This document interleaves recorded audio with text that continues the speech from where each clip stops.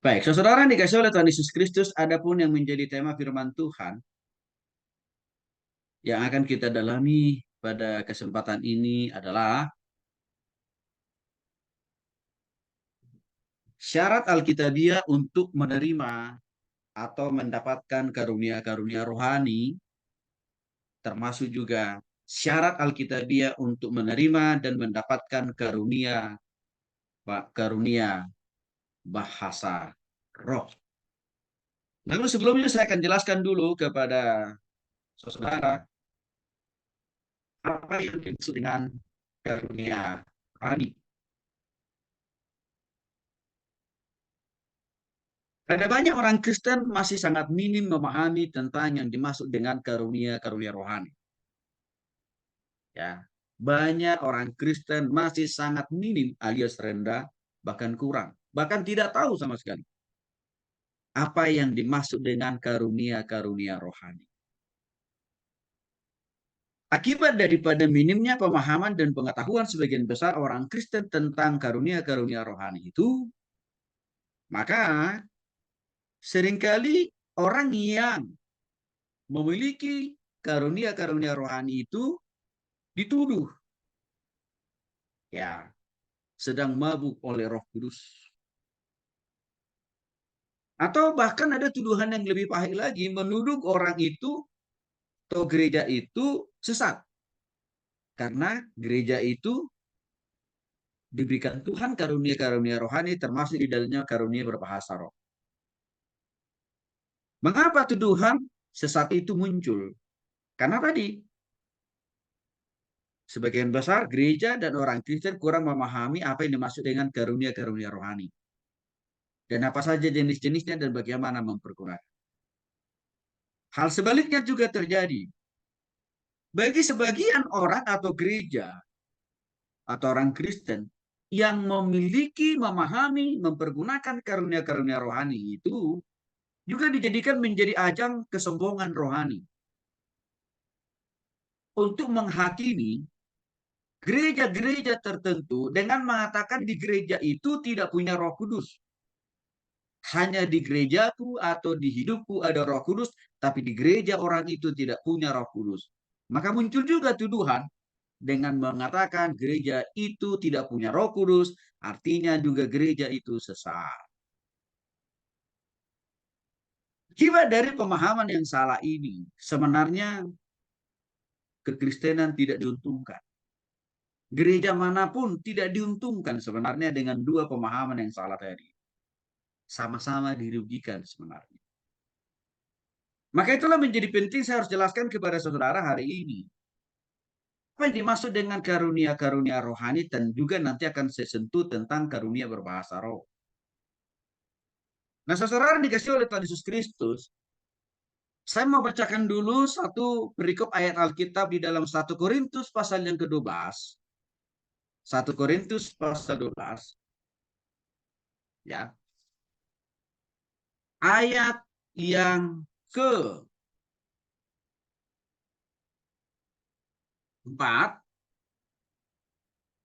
1 Korintus pasal 12 ayat yang ke-4 dan juga ayat sampai dengan ayat yang ke-7. Dikatakan di sana, ada rupa-rupa karunia tetapi satu roh. Ada rupa-rupa pelayanan tetapi satu Tuhan. Dan ada berbagai-bagai perbuatan ajaib, tetapi Allah adalah satu yang mengerjakan semuanya dalam semua orang. Sampai di situ dulu. Di sini dikatakan saudara khususnya tadi dalam ayat 4. Ada rupa-rupa karunia tetapi satu roh. Artinya apa? Secara etimologis, arti kata karunia itu adalah karisma. Dalam bahasa Yunani-nya, bahasa asli perjanjian baru kita, disebut dengan istilah karis. Yang artinya, karunia rohani itu adalah pemberian gratis. Alias cuma-cuma. atau anugerah yang didapatkan setiap orang yang telah sungguh-sungguh bertobat terima Yesus. Itu secara etimologis tentang asal kata karunia rohani. Kalau kita melihat dalam perjanjian baru, karunia rohani digunakan atau disebutkan sebanyak 16 kali oleh Rasul Paulus. Dan salah satu sebutan karunia rohani itu lebih dominan, lebih sering disebutkan oleh Paulus di dalam 1 Korintus pasal 12 ini. Ayat yang ke-4 sampai dengan ayat yang ke-11. Bahkan juga dalam 1 Korintus pasal 13 serta pasal 14. Menarik memang. Khusus masalah karunia-karunia rohani ini dan termasuk di dalamnya karunia berbahasa roh, itu disinggung, dijelaskan secara komprehensif oleh Paulus di dalam 3 pasal. 1 Korintus pasal 12, pasal 13, juga pasal 14. Nah, lagi-lagi Rasul Paulus juga memberikan pemahaman dan pengertian pemaknaan arti daripada karunia rohani itu adalah sama tadi secara etimologi, yaitu karisma, yaitu anugerah pemberian gratis dari Tuhan, asal dengan syarat dan ketentuan. Saudara sudah sungguh-sungguh bertobat terima Yesus secara pribadi, maka saudara pasti mendapatkan karunia-karunia itu. Dalam perspektif yang lebih sederhana, apa yang dimaksud dengan karunia rohani? Karunia rohani adalah kemampuan khusus atau istimewa yang Tuhan berikan kepada orang per orang. Asal dengan syarat dan ketentuan orang itu sudah sungguh-sungguh bertobat kepada secara pribadi dan selalu hidup dipimpin dan dikuasai oleh Roh Kudus, bukan Roh Kudus. Maka tidak ada orang yang masih mengkonsumsi Roh Kudus, dipenuhi oleh Roh Kudus, bahkan bisa memakai karunia-karunia rohani dari Tuhan, itu enggak ada. Mengapa? Karena orangnya masih dipenuhi oleh Roh Kuda atau Roh Kudus, Roh Kudus, bukan Roh Allah. Maka dengan demikian, saudara, kalau kita lihat sekali lagi, sumber asal-usul dari karunia-karunia rohani itu adalah Tuhan. Bukan Pak Pendeta.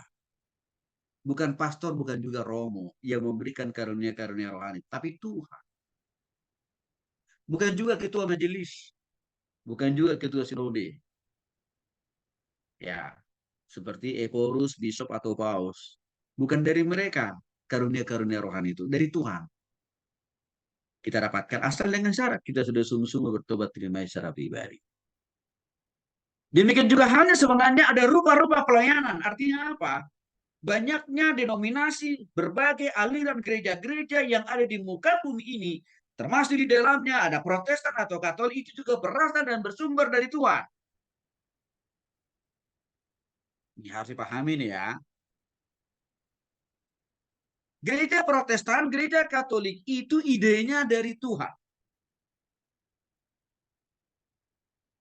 Dan Tuhan juga yang menumbuh kembangkan gereja Protestan atau Katolik itu supaya makin berkembang di seluruh dunia, termasuk di Indonesia, supaya makin lebih banyak bisa menjangkau jiwa bagi Kristus. Saya perkecil lagi. Di gereja Protestan ada banyak juga denominasi yang lain. Ada HKBP, ada HKI, ada GKJ, ada GKI, ada GEMIM, ada GPIB, ada Gereja Injili di Papua, ya, atau BNKP di daerah Nias sana, ada GII, dan masih banyak lagi. Bahkan ada juga gereja Pentakosta, ada gereja Karismatik, GBI, dan sebagainya. Itu juga berasal dan bersumber dari itu. Karena tadi dikatakan dalam ayat yang kelima, ada rupa-rupa pelayanan, tetapi satu Tuhan. Demikian juga hal yang saya katakan tadi, gereja Katolik itu agak unik memang gereja Katolik ini. Mengapa? Karena denominasinya cuma satu di seluruh dunia, gereja Katolik. Kalaupun ada gereja pola ibadah konvensional dan karismatik di gereja Katolik, tetap dia di dalam satu naungan, satu denominasi yang namanya gereja Katolik. Itu juga berasal dan bersumber dari Tuhan. Maka dengan demikian sebenarnya kita nggak usah bertempur, nggak usah berperang. Walaupun kita punya beda denominasi, punya beda nama gereja, walaupun punya nama istilah Katolik dan Protestan, nggak usah berperang lah. Karena kenapa? Kita ini berasal dan bersumber dari Tuhan yang sama. Dan juga Tuhan memperlengkapi kita dengan karunia-karunia yang sama juga untuk membantu Tuhan. Ya. Nah, terus berikutnya, yang perlu juga saudara pahami di dalam nama Tuhan Yesus Kristus adalah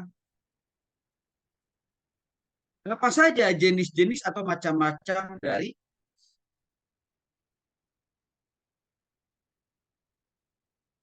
karunia-karunia rohani tersebut. Saya akan baca dulu lanjutan dari 1 Korintus pasal 12 ayat yang ke-7 sampai 11. Nah, saudara perhatikan ayat-ayat itu, saudara. Tetapi kepada tiap-tiap orang dikaruniai pernyataan roh untuk kepentingan bersama. Artinya, banyaknya karunia-karunia rohani yang diberikan Tuhan kepada setiap orang yang sudah sungguh-sungguh bertobat tidak melalui secara pribadi. Sekali lagi itu diberikan dan dianugerahkan Tuhan kepada setiap orang. Ya, asal dengan syarat dia sudah sungguh-sungguh bertobat tidak melalui secara pribadi dan selalu hidup dipimpin oleh Roh Kudus. Semua karunia itu diberikan Tuhan kepada setiap orang percaya untuk kepentingan bersama. Maksudnya apa? Untuk melayani Tuhan supaya lebih efektif. Maka dengan demikian orang Kristen, apapun denominasinya, apapun nama gerejanya, kalau dia dikasih karunia rohani oleh Tuhan, tidak boleh dipakai karunia-karunia rohani itu menjadi kesempatan untuk apa? Menghakimi, merendahkan, menihilkan, meniadakan, mengalpakan, bahkan menuduh orang itu atau gereja itu, denominasi itu sesat. Tidak boleh. Karena karunia itu diberikan Tuhan kepada tiap orang percaya untuk kepentingan Tuhan, yaitu apa? Membangun, ya, melayani, menolong orang lain. Maka dengan demikian, saudara, sebenarnya karunia-karunia rohani ini tidak boleh diberikan oleh Pak Pendeta, Pastor Romo kepada jemaatnya. Termasuk itu sinode tadi. Karena yang memberikan itu sumbernya itu adalah Tuhan. Maka dengan demikian tidak diperkenankan ada latihan-latihan untuk mendapatkan karunia-karunia rohani. Contoh konkretnya, saya menemukan banyak dan mendengar banyak laporan. Di beberapa denominasi atau gereja tertentu katanya ada pelatihan karunia berbahasa roh. Ya, itu adalah salah. Karena karunia rohani itu, khususnya bahasa roh, tidak boleh diberikan karena mengikuti pelatihan berbahasa roh, nggak boleh. Contoh taksisnya, bentuk pelatihan yang sering dilakukan oleh gereja tertentu, oknum pendeta tertentu, atau pastor tertentu untuk supaya jemaatnya mendapatkan karunia rohani adalah seringkali mereka sebelum ibadah itu dilatih dulu jemaatnya untuk berbahasa roh. Nah, mungkin saudara bertanya, Pak Tony, boleh nggak disebut contohnya, Pak Tony? Bahasa roh itu kalimat apa yang mereka pakai? Yang sering saya dengar, mereka sering memakai bahasa begini, bala bala bala bala bala bala sikala bala bala sikala bala bala. Saya tidak pernah menemukan bahasa itu baik dalam bahasa Ibrani bahkan juga dalam bahasa Yunani Alkitab nggak pernah. Maka saya punya keyakinan bahwa itu bukan karunia bahasa roh. Nah, jadi kalau saudara ikut ibadah dalam satu gereja tertentu, saudara dipaksa oleh Pak Pendeta mengikuti kata-kata itu, saya kira nggak ada gunanya dan juga nggak penting karena belum tentu itu bahasa roh dari Tuhan. Dan memang tidak boleh dilatih jemaat untuk mendapatkan bahasa tadi bala-bala bala-bala sikala bala-bala sikala bala-bala. Ujungnya nanti jualan gorengan bala-bala. Ya. Nah, jadi karunia rohani itu misalkan bahasa roh bukan dipakai untuk menghakimi, untuk menyudutkan, menuduh orang lain gereja lain sesat. Nah, sekali lagi, apa saja jenis-jenis daripada karunia-karunia rohani? Saya turutkan mulai dari 8. Sebab kepada yang seorang roh memberikan karunia untuk berkata-kata dengan hikmat. Jadi karunia rohani pertama adalah hikmat. Hikmat itu artinya adalah kemampuan khusus yang diberikan Tuhan kepada orang per orang percaya untuk menganalisis sebuah masalah dan dapat mengambil suatu keputusan atau solusi dari masalah yang sedang dihadapinya atau dihadapi oleh orang itu. Hikmat. Karunia yang pertama. Yang kedua adalah karunia pengetahuan.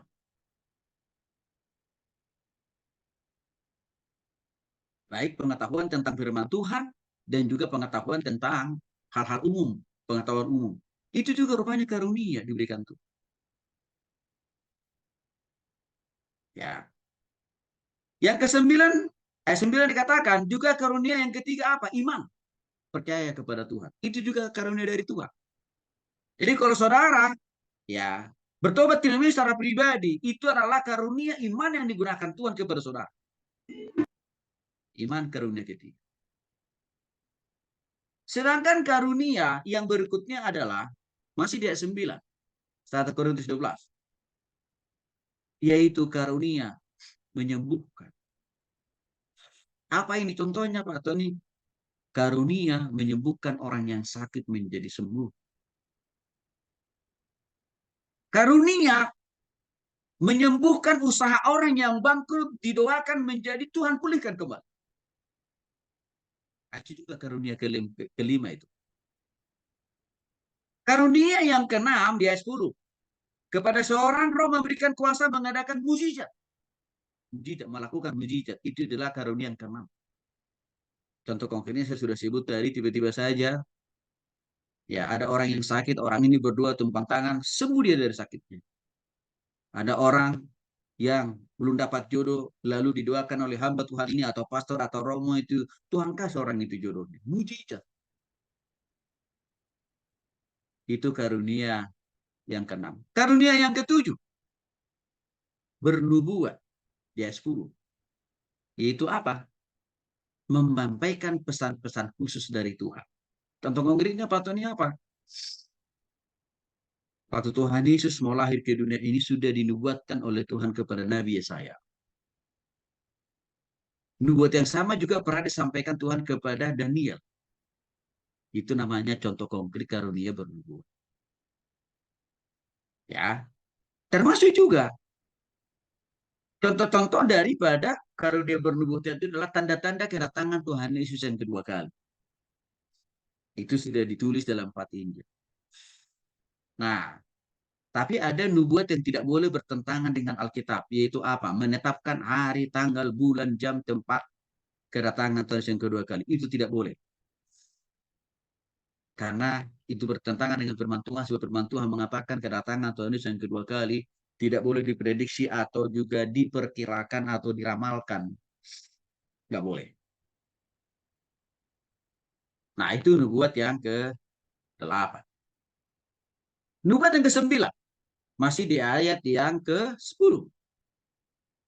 Kepada yang lain lagi, Tuhan memberikan karunia untuk membedakan bermacam-macam roh.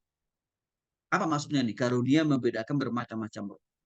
Contoh konkretnya adalah bisa saja dalam satu tempat itu seorang hamba Tuhan, pastor atau romo atau pendeta gitu ya. Tuhan kasih dia karunia untuk apa?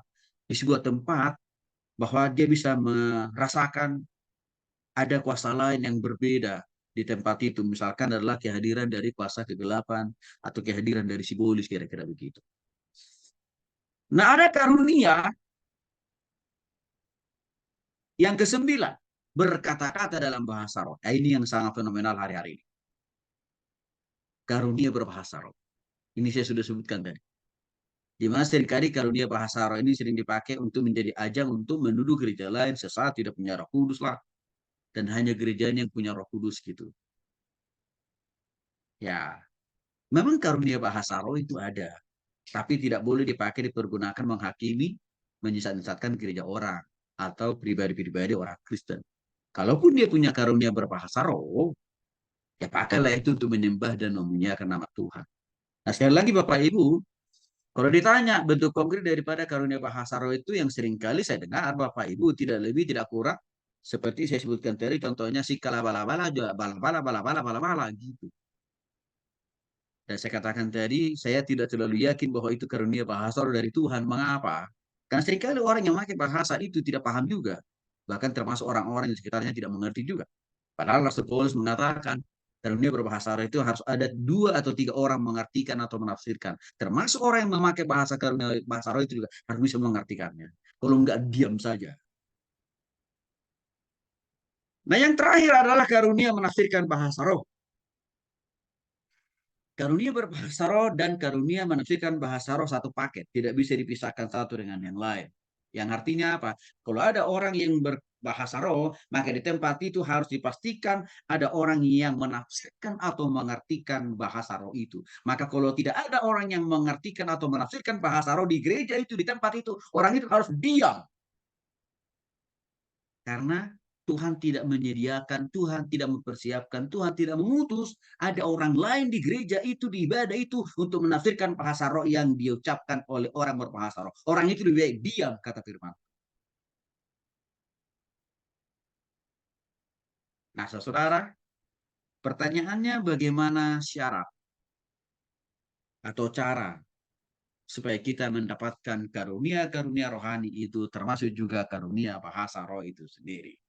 Angel? 2 Timotius 2 ayat 19. Tetapi dasar yang diletakkan Allah itu teguh dan meterainya ialah Tuhan mengenal siapa kepunyaannya dan setiap orang yang menyebut nama Tuhan hendaklah meninggalkan kejahatan. Saudara dikasih oleh Tuhan itu saya katakan di awal tadi, karunia rohani itu adalah sumbernya dari Tuhan. Ya, maka Tuhan juga menetapkan syarat-syarat bagi orang yang harus dipenuhi oleh orang itu supaya karunia-karunia rohani itu bisa dia dapat. Yang pertama adalah bertobat. Yesaya 2 Timotius 2 ayat yang ke-19. Bertobat dulu orangnya. Ya. Apa ciri dan tanda orang yang sudah bertobat? Jelas sekali di dalam 2 Timotius 2:19 ini dikatakan saudara. Tetapi dasar yang diletakkan Allah itu teguh. Artinya syarat mutlak bagi orang yang mau mendapatkan, yang mau menerima karunia rohani termasuk karunia berbahasa roh. Dikatakan di sini saudara ialah orang itu harus menjadi milik kepunyaan Tuhan. Artinya orang itu harus sungguh-sungguh bertobat kepada Tuhan itu sebagai juru selamat secara pribadi dalam hatinya. Itu wajib hukumnya.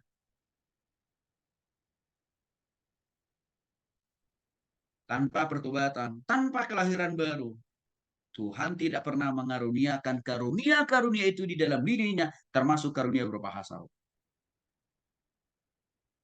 Harus bertobat dulu. Dan bertobat ini tidak hanya sekedar di mulut alias omong-omong. Karena banyak orang Kristen hari-hari ini mudah sekali mengaku, aku sudah bertobat. Padahal baru sebatas berobat. Orang yang bertobat itu dijelaskan di dalam 2 Timotius 2:19 adalah setiap orang yang menyebut nama Tuhan hendaklah meninggalkan kejahatannya. Itu ciri orang yang sudah bertobat. Contoh konkret. Dulunya dia misalkan penjahat gitu ya. Tukang bohong lah, maksud jauh-jauh dulu lah.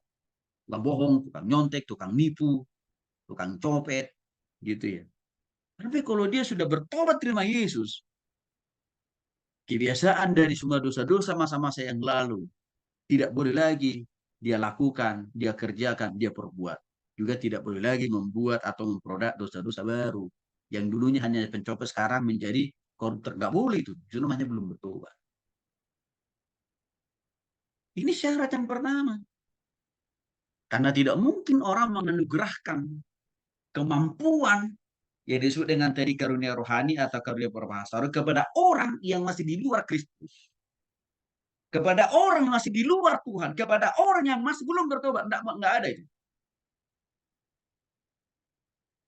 Hanya kepada orang yang sudah di dalam Kristus, yang sudah sungguh-sungguh bertobat, Tuhan memberikan karunia-karunia rohani itu termasuk karunia berbahasa roh.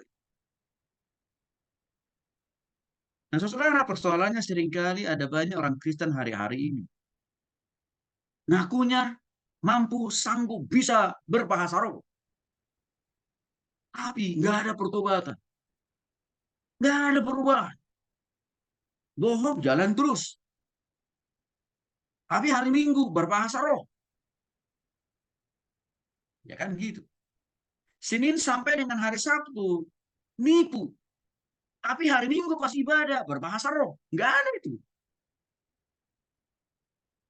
Harus orangnya sudah bertobat total. Bukan hanya hari Minggu dia tobat total, tidak melakukan dosa, tapi Senin, Selasa, Rabu, Kamis, Jumat, Sabtu. Nah, saya kira ini yang saya katakan tadi, kenapa muncul penyalahgunaan karunia bahasa roh menjadi alat untuk kesombongan, alat untuk menghakimi gereja orang atau pribadi-pribadi orang Kristen, karena masih banyak orang yang mengaku dia memiliki karunia berbahasa roh, tapi sebenarnya dia belum bertobat. Yang artinya apa? Bahasa roh yang dia pakai itu bukan bahasa roh dari Tuhan, tapi dari si begu atau si setan atau si iblis.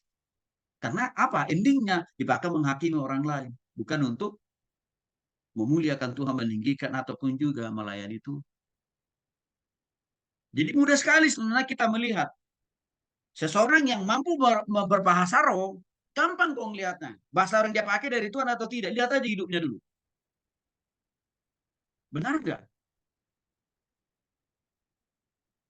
Cara berpikirnya, cara bicaranya, cara melayaninya, cara bekerjanya, cara berbisnisnya, cara kuliahnya, cara belajarnya. Benar nggak? Kalau masih dalam dosa, tapi dia ngaku-ngaku bisa berbahasa roh, itu bahasa setan itu. Karena posisi roh orang itu belum di dalam Kristus. Maka dengan demikian, bagi saudara kita yang ngaku-ngaku sudah memiliki kemampuan berbahasa roh, tapi belum tobat, masih hidup dalam dosa, itu bahasa rohnya itu pasti bukan bahasa roh dari Tuhan, tapi bahasa roh dari si Bolis tuh. Jadi mendingan nggak usah sombong lah. Mendingan berdiam diri saja. Bertobat aja dulu. Nah ini yang penting supaya setiap orang Kristen yang memiliki kemampuan berbahasa roh jangan jadi sombong. Kalau sombong berarti orang itu belum bertobat tuh. Maka bahasa roh yang dipakai bukan bahasa yang dari Tuhan. Harus bertobat dulu. Itu tanda bukti syarat pertama dan utama kalau orang mau mendapatkan karunia rohani, termasuk juga tadi karunia berbahasa roh. Tobat dulu. Maka kalau orang itu belum bertobat, nggak usah sombong lah, nggak usah pamer lah bahwa dia bisa punya karunia berbahasa roh. Kalau hidupnya tidak seperti apa yang sudah Tuhan ajar. Syarat yang kedua, Yohanes pasal 3 ayat 5 sampai 6. Silakan. Jawab Yesus, aku berkata kepadamu, sesungguhnya jika seorang tidak dilahirkan dari air dan roh, ia tidak dapat masuk ke dalam kerajaan Allah. Apa yang dilahirkan dari daging adalah daging, dan apa yang dilahirkan dari roh adalah roh. Syarat yang kedua, untuk mendapatkan atau menerima karunia-karunia rohani dari Tuhan, bukan dari pendeta, bukan dari pastor ya, dari Tuhan loh. Termasuk karunia berbahasa roh. Harus orang itu wajib lahir baru. Yohanes 3 ayat 5 sampai. Yesus berkata kepada Nikodemus yang notabene Nikodemus adalah seorang tokoh agama, pemimpin agama Yahudi yang sangat terkenal. Waktu saat dia berjumpa dengan Tuhan Yesus katakan, ya,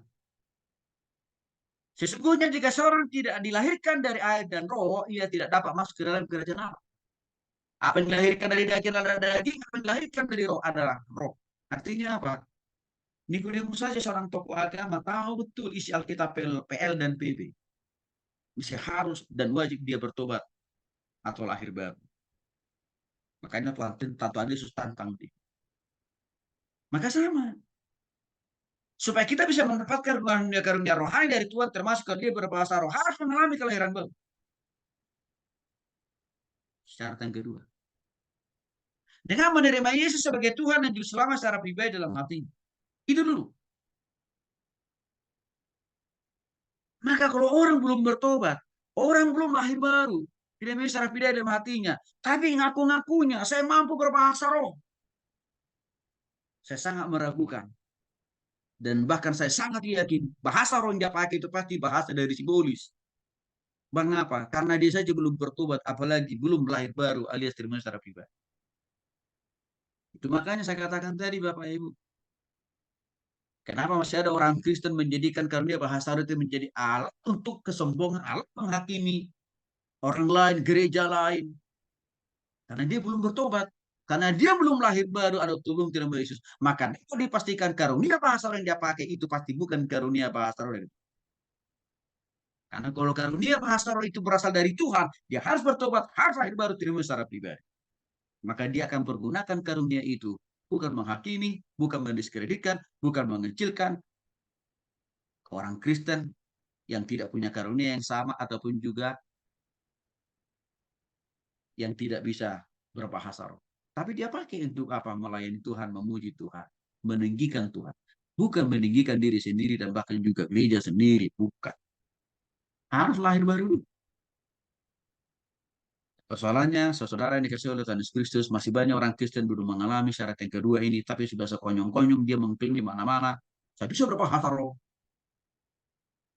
Dan segala macamnya. Tapi kalau kita lihat hidupnya, perilakunya, perbuatannya, cara berpikirnya, cara berkomunikasinya, cara bekerjanya, cara melayaninya, kehidupan rumah tangganya kacau. Harus lahir baru. Itu saya dulu. Kalau belum, itu pasti karunia yang dia punya atau karunia bahasa roh yang dia klaim itu bukan dari Tuhan. Syarat yang ketiga, Efesus pasal 1, ayat yang ke-13 sampai dengan 14. Lanjut. Di dalam Dia kamu juga, karena kamu telah mendengar firman kebenaran, yaitu Injil keselamatanmu. Di dalam Dia kamu juga, ketika kamu percaya, dimeteraikan dengan Roh Kudus yang dijanjikannya itu. Dan Roh Kudus itu adalah jaminan bagian kita sampai kita memperoleh seluruhnya, yaitu penebusan yang menjadikan kita milik Allah untuk memuji kemuliaannya. Syarat yang ketiga,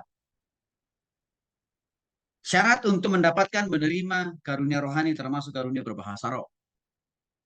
Efesus pasal 1 ayat 13 sampai 14. Jelas sekali kok dikatakan. Di dalam dia. Di dalam Kristus maksudnya.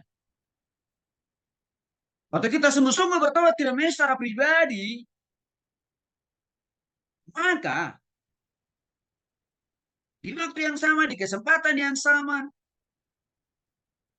Kita juga dikaruniai oleh Tuhan yang namanya karunia Roh Kudus. Termasuk karunia berbahasa roh. Itu berpotensi kita bisa mendapatkan itu. Maka dikatakan di sini ayat 14, dan Roh Kudus itu adalah jaminan bagi kita, bagian kita sampai kita memperoleh seluruhnya, yaitu penebusan yang menjadikan kita milik Allah untuk memuji memuliakan Allah. Jadi dengan demikian saudara dikasih oleh Tuhan Kristus, kalau orang itu tidak pernah sungguh-sungguh berdoa tidak secara pribadi dalam hatinya, maka nggak mungkin dia dikasih Tuhan karunia-karunia rohani termasuk karunia berbahasa. Karena syarat yang ketiga untuk mendapatkan karunia-karunia rohani atau karunia berbahasa roh itu adalah harus sudah sungguh-sungguh bertobat terima Yesus secara pribadi. Maka ini harus dipahami. Maka dengan demikian, saudara, ya, saudara nggak usah ikut pelatihan karunia berbahasa roh. Nggak usah. Karena itu pemahaman, pengertian, bahkan pengajaran yang sesat itu. Mendapatkan karunia rohani termasuk berbahasa roh itu adalah bertobat, lahir baru, terima Yesus secara pribadi itu kok. Dan harusnya hamba-hamba Tuhan bukan membuka pelatihan karunia mendapatkan karunia rohani atau membuka pelatihan karunia berbahasa roh, bukan, tapi tantanglah jemaat itu untuk sungguh-sungguh bertobat terima Yesus. Supaya apa? Supaya tidak terjadi penyalahgunaan karunia rohani termasuk karunia berbahasa roh untuk menghakimi orang. Karena tadi dalam ayat 14 semua karunia itu diberikan Tuhan kepada kita per orang dengan berbeda-beda, beraneka ragam, untuk kita pakai memuji-muji Tuhan, bukan meninggikan diri sendiri, gereja sendiri, bukan menyombongkan diri sendiri, bukan. Maka itu saya katakan tadi, kalau ada orang diberikan Tuhan karunia berbahasa roh, tapi dia pakai itu untuk meninggikan dirinya, dengan mengatakan orang lain yang nggak bisa berbahasa, wah kau belum bertobat kau. Nah, itu berarti orang itu juga sebenarnya belum bertobat itu. Karena kalau sebenarnya dia sudah bertobat, dia dikasih Tuhan karunia berbahasa roh. Lalu ada orang di sampingnya tidak dapat karunia berbahasa roh, tapi karunia hikmat misalkan, pengetahuan. Iya. Maka orang yang mendapatkan karunia bahasa roh tadi bukan dipakai, bukan menghakimi sendiri, menghakimi orang-orang sekitarnya, bukan meninggal sendiri. Enggak. Tapi harus dia pakai itu untuk semakin lebih apa? Memuji, memuliakan, meninggikan nama Tuhan. Nah, saya kira syarat-syarat ini yang tidak dipahami, yang tidak dimiliki oleh banyak orang Kristen. Sehingga apa? Sudah begitu sombongnya mengklaim saya bisa berbahasa roh, tapi hidupnya tidak benar. Sehingga apa? Bahasa roh yang dia pakai itu bukan bahasa roh dari Tuhan, tapi bahasa roh dari simbolis kira-kira begitu. Harus sungguh-sungguh bertobat terima Yesus. Itu ya dengan menerima Yesus secara pribadi dalam hati. Syarat yang keempat, Titus 3 ayat 5. Pada waktu itu, Dia telah menyelamatkan kita, bukan karena perbuatan baik yang telah kita lakukan, tetapi karena rahmat-Nya oleh permandian kelahiran kembali dan oleh pembaruan yang dikerjakan oleh Roh Kudus. Syarat Alkitabiah untuk menerima dan mendapatkan karunia rohani termasuk karunia berbahasa roh adalah harus mengalami perubahan. Perubahan dalam hal berpikir. Yang tadinya cara berpikirnya kan selalu negatif. Itu harus berubah itu. Cara berpikir negatif menjadi cara berpikir positif. Harus berubah itu. Yang tadinya kalau ngomongnya itu kan seenaknya. Nama-nama orang yang begitu bagus, dia ganti semua menjadi nama-nama orang, nama-nama binatang yang ada di kebun binatang. Itu harus berubah, harus berubah. Ya, apalagi yang harus dia rubah? Ya, kemalasan, kejorokan, ya itu harus berubah itu. Dalam hal apa lagi harus berubah? Ya, tadinya dia tukang tipu, tukang bohong, ya itu harus berubah, harus meninggalkan semua itu.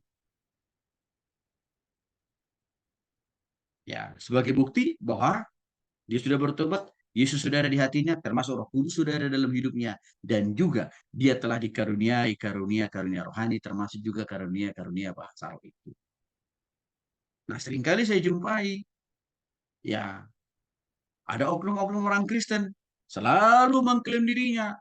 Setiap kali ibadah, setiap kali saya menjadi WL singer, wah saya selalu memakai bahasa roh.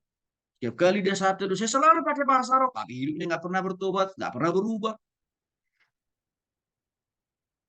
Akan ironi sekali, saudara. Ya minggu selalu mengklaim memakai bahasa roh. Tapi sini Selasa, Rabu, kami cuma satu. Maling. Berarti nggak ada perubahan karakter, nggak ada perubahan sifat dalam totalitas hidupnya. Berarti apa? Karunia bahasa roh yang dia pakai itu dapat disimpulkan. Itu pasti bukan karunia dari Tuhan. Karena hidup atau karakter orang itu masih jauh daripada apa yang sudah Tuhan praktik. Itu harus terlihat perubahan karakter, sifat, cara berkomunikasi, cara bekerja, cara melayani, cara belajar. Ya, harus berubah semuanya. Sehingga karunia bahasa roh itu waktu Tuhan perkenankan kita pakai menjadi alat membangun orang lain kepada Kristus dan juga alat untuk meninggikan dan memuliakan nama Tuhan. Jadi sekali lagi saudara, kalau saudara melihat di gereja saudara ada orang pakai bahasa roh, tapi hidupnya nggak benar, masih merokok, masih apa mengkonsumsi narkoba, terus ya masih suka ke diskotik lah, mengkonsumsi miras, omong kosong itu bahasa rohnya itu. Karena hidupnya aja tidak menunjukkan kehidupan Kristus atau karakter daripada Roh Kudus itu sendiri. Ini penting. Syarat yang berikutnya, yang kelima, mulai dari satu, ya langsung Galatia 5 saja. Galatia 5 ayat 22 sampai 23. Ya. Tetapi buah roh ialah kasih sukacita, damai sejahtera, kesabaran, kemurahan, kebaikan, kesetiaan, kelemah lembutan, penguasaan diri. Tidak ada hukum yang menentang hal-hal itu. Baik, syarat yang kelima, untuk mendapatkan karunia-karunia rohani termasuk juga di dalamnya karunia berbahasa roh. Orang itu harus selalu dipimpin dan dikuasai oleh Roh Kudus. Pertanyaannya, apa ciri-ciri, apa bukti nyata seseorang itu hidupnya selalu dipimpin dan dikuasai oleh Roh Kudus? Galatia 5 ayat 22 sampai 23 berikan penjelasan yang detail. Apa itu?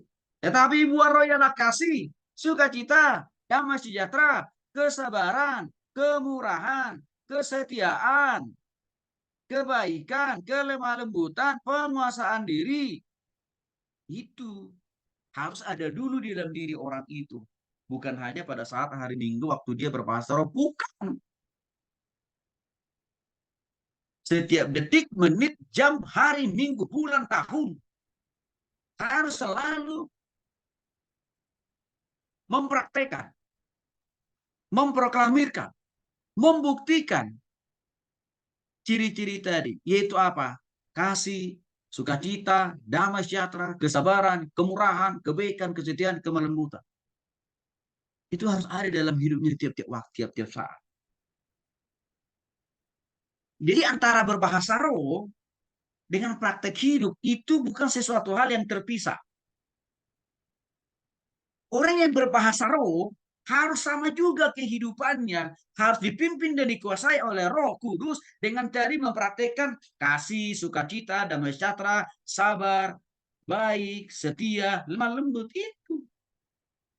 Nah, persoalannya seringkali saya mendengar melihat bahasa saudara, orang hanya memahami bahasa roh itu hanya pada detik pada ibadah penyembahan, pada ibadah minggu. Tapi karakternya, perilakunya, cara berpikirnya, nggak ada pertobatan. Maka saya katakan tadi, itu pasti bukan karunia bahasa roh. Maka saudara yang dikasih oleh Tuhan Yesus Kristus, sama. Saya juga dikaruniai Tuhan. Beberapa karunia-karunia rohani. Termasuk karunia berbahasa roh. Saya dikaruniai Tuhan. Alias diberikan Tuhan. Tapi itu saya dapat. Setelah 5 syarat ini, saya jalani, saya hidupi, saya praktekin. Maka disitulah Tuhan kasih karunia. Karunia itu termasuk juga karunia berbahasa roh.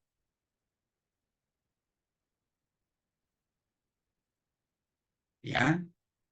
Nah, mungkin saudara bertanya, Pak Tony, apa bedanya karunia rohani dengan talenta? Beda. Kalau talenta itu adalah bawaan lahir dari papa mama saudara. Contoh, papa mama saudara misalkan orang tua, salah satu orang tua saudara lah. Papa misalkan suka main bola. Maka pasti dari beberapa orang anaknya pasti turun itu talenta ya menjadi suka bola, bahkan menjadi pemain bola. Itu namanya talenta, bawaan lahir. Sedangkan karunia rohani tadi, itu didapatkan waktu kita sudah sungguh-sungguh bertobat terima Yesus. Jadi artinya apa? Beda talenta dengan karunia. Perbedaan itu tadi dari asal usul. Kalau talenta turunan dari orang tua. Sedangkan karunia rohani waktu kita bertobat terima Yesus. Itu satu. Yang kedua, dari semua karunia-karunia rohani yang sudah disebutkan di atas tadi. Hikmat, pengetahuan, menyembuhkan, mujizat, ya, berbahasa roh, menafsirkan bahasa roh, membedakan roh. Itu tidak serta-merta langsung kita dapat secara bersama. Contohnya begini. Dari kurang lebih 10 karunia-karunia rohani tadi, tidak otomatis 10 karunia-karunia rohani tadi ada di dalam diri semua orang. Enggak. Bisa saja saya hanya cuma dapat 3. Orang lain dapat 2. Maka mungkin dapat 4. Jadi tidak selalu sama kita punya karunia. Karunia rohani. Maka dengan demikian, waktu ada orang memiliki karunia rohani dari Tuhan, dia tidak boleh memaksa orang lain, bahkan melatih orang lain, supaya juga bisa memiliki karunia berbahasa roh. Itu salah, sesat itu. Karena Tuhan memberikan kita karunia-karunia rohani itu berbeda-beda. Maka tidak boleh disamaratakan. Maka tidak boleh dilatihkan orang untuk mendapatkan karunia-karunia ini. Nah, ini penting dipahami.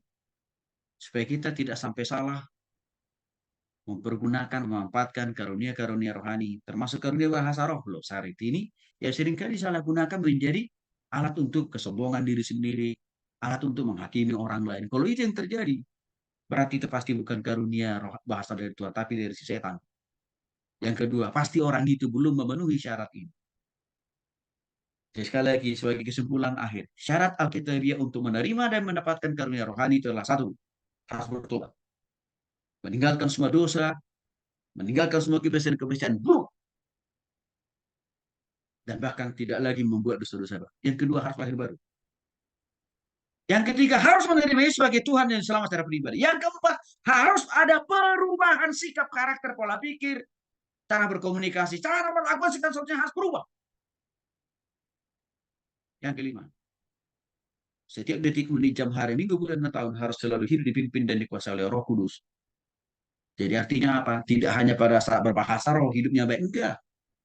Sebelum berbahasa roh, saat berbahasa roh, setelah usai berbahasa roh, harus selalu hidup dipimpin oleh Roh Allah yang tadi mencerminkan karakter-karakter kasih, sukacita, damai, sejahtera, kesabaran, kemurahan, kebaikan, kesetiaan, kelemah lembutan, penguasaan diri, dan lain sebagainya. Tuhan Yesus memberkati.